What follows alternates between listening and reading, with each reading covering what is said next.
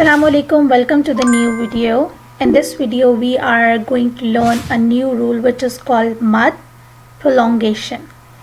But before starting the new rule, let's revise the previous two rules. One was madda letters and other was lean letters. So there were three madda letters: alif madda, waw madda and ya madda.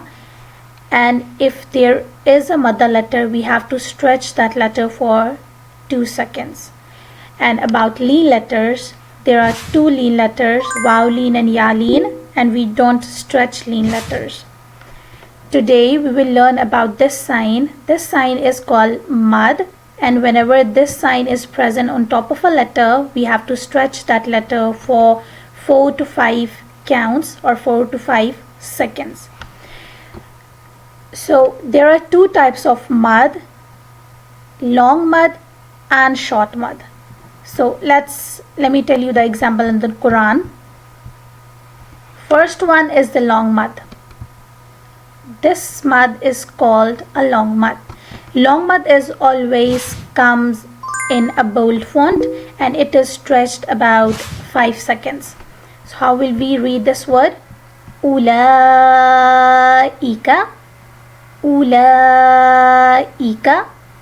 And for the short mad or small mad, it comes in a simple font without the bold one.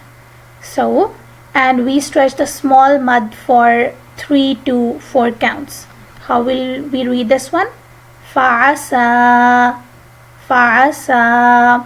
So, if the mad sign is in a bold font, it means that it's a long mad and we have to stretch it for 4 to 5 counts. And if it's not in a bold font, it means that it's a small mad and we have to stretch it for 3 counts.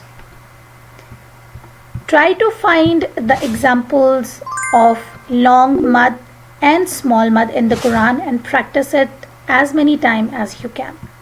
See you in the next video with the new rule.